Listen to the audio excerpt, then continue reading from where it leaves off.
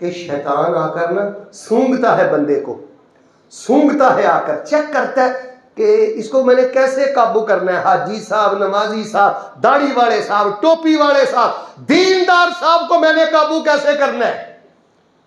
اس کو پتا ہے کہ یہ شراب نہیں پیے گا، یہ جوا نہیں کھیلے گا، اس کو پتا ہے یہ ڈکیتی نہیں کرے گا۔ اب وہ شیطان کیا کرتا ہے، وہ نیکی کے بعد بندے کو عجب میں مبتلا کرتا ہے، کہتا ہے ادھر دیکھو، اوے تو کوئی عام بندہ نہیں، اینی تو تجربہ پڑھنا ہے، اینی تو نمازاں پڑھنا ہے، اینی تو سخاوت کرنا ہے، تو کوئی عام بندہ ہے، تیرا کوئی عام سٹیٹس ہے؟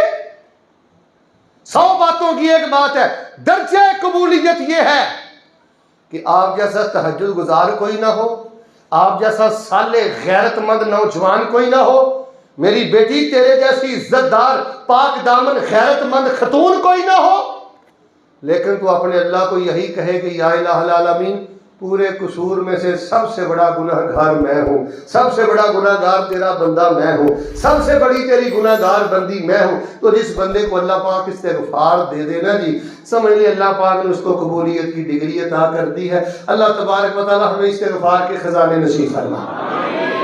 دوسری بات ذرا توجہ سے سنی، پہلی بات ہے استغفار، اس کے شروع میں بھی الف ہے اور آخر میں را ہے، اور دوسری اور آخری بات آج کے درس کی یہ ہے، جس بندے کو یہ جذبہ نصیب ہو گیا، اس کے شروع میں بھی الف ہے اور آخر میں را ہے، سمجھ لیں اس نے اللہ کے ہاں قبولیت کی اعلیٰ ڈگری حاصل کر لی ہے۔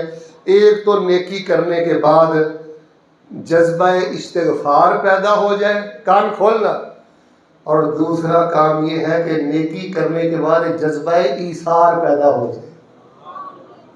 جذبہ، سارے بولے جذبہ، اخلاق کی اعلیٰ قسم ہے جذبہ ایثار۔ 16 درود سننے کے بعد اگر آپ کے اندر جذبہ ایثار پیدا نہیں ہوا تو یہ آپ کی قبولیت پر ایک سوالیہ نشان ہے۔ پورے ملک سے مقتدر علماء کرام، بزرگ شیوخ الحدیث اور بڑے بڑے نوجوان مذہبی اسکالر حضرات یہاں آئے، 16 دروس آپ نے سنے، دیکھیں استغفار کہاں ہے، دیکھیں جذبہ ایثار کہاں ہے۔ اور اللہ کے ہاں جن کو شرف قبولیت نصیب ہوتی ہے نا، توجہ رکھنا، وہ چھینتے نہیں ہیں، اور بیٹا وہ لوٹتے نہیں ہیں، اور وہ بٹورتے نہیں ہیں، بیٹا وہ جوڑتے نہیں ہیں، وہ نوازتے ہیں، وہ لٹاتے ہیں، وہ ایثار کرتے ہیں۔ ایثار یہ ہوتا ہے کہ دوسرے کی ضرورت کے لیے اپنی ضرورت کو چھوڑ دینا۔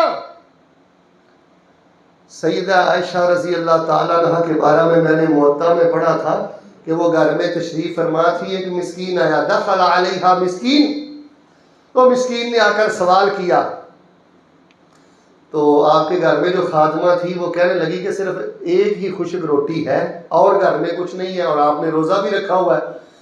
سیدہ فرمانے لگی یہ جو گھر میں خشک روٹی ہے نا اور ایک ہے اور میں نے روزہ رکھا ہے، یہ بھی اس مسکین کو دے دو، میری افطاری اور میرے روزے کھولنے کا اہتمام میرا اللہ خود ہی فرما دے۔ قبولیت کا یہ راز ہے، وَيُؤْثِرُونَ عَلَىٰ أَنفُسِهِمْ وَلَوْ كَانَ بِهِمْ خَصَاصَةٌ وَمَن يُوقَ شُحَّ نَفْسِهِ فَأُولَٰئِكَ هُمُ الْمُفْلِحُونَ۔ اور قصور کے رہنے والوں جو اللہ کے ہاں درجہ قبولیت پا لیتے ہیں، وہ لوٹتے نہیں ہیں، وہ بٹورتے نہیں ہیں، وہ جوڑتے نہیں ہیں، وہ چھپاتے نہیں ہیں، وہ گیڑے نہیں دیتے، وہ چھینتے نہیں ہیں، چھینا جبٹی نہیں کرتے، وہ تو لٹا دیتے ہیں۔ حضرت عمر رضی اللہ تعالیٰ عنہ نے 400 دینار دے کر اپنے غلام کو حضرت ابو عبیدہ رضی اللہ تعالیٰ عنہ کے پاس بھیجا اور فرمایا 400 درہم دینے کے بعد ایک سائیڈ میں کھڑے ہو کر تو نے چیک کرنا ہے کہ ابو عبیدہ کہاں خرچ کرتے ہیں۔ غلام کہتا ہے میں نے 400 دینار پکڑا دیے، سائیڈ پہ کھڑا ہو گیا۔ تو حضرت ابو عبیدہ رضی اللہ تعالیٰ عنہ نے تھوڑی دیر میں کسی کو 10 دینار دیے، کسی کو 20 دیے، کسی کو 50 دیے، کسی کو 100 دیے۔ ابھی سورج غروب نہیں ہوا تھا، چند منٹوں میں حضرت ابو عبیدہ رضی اللہ تعالیٰ نے سارے 400 دینار غریبوں میں تقسیم فرما دیے۔ یہی کام حضرت معاذ بن جبل نے کیا۔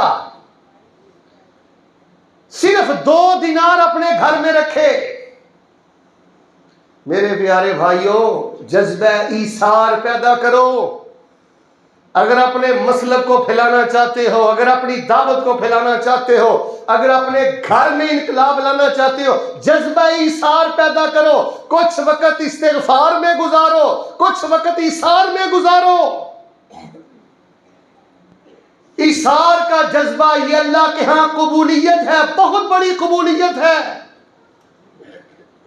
جن کو اللہ کے ہاں قبولیت ملتی ہے وہ مال کے لیے لڑتے نہیں ہیں، وہ مال کے لیے. مجھے آپ بتائیں، ادھر دیکھیں، اس بندے کو درجہ قبولیت حاصل ہے جو چند ٹکوں کی خاطر نہ زور پڑتا ہے، نہ عصر پڑتا ہے، نہ مغرب پڑتا ہے، نہ عشاء پڑتا ہے. جو گاہک کی خاطر زور چھوڑ دے، عصر چھوڑ دے، مغرب چھوڑ دے. سوال آپ سے ہے، مجھے بتائیے کیا یہ شرف قبولیت ہے؟